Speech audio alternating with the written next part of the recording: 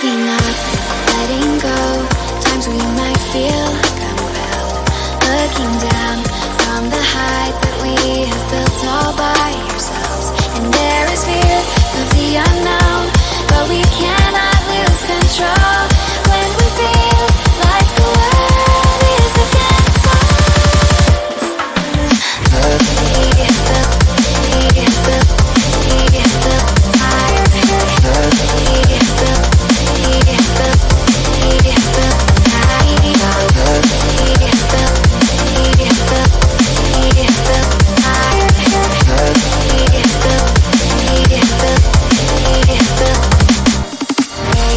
Do we go?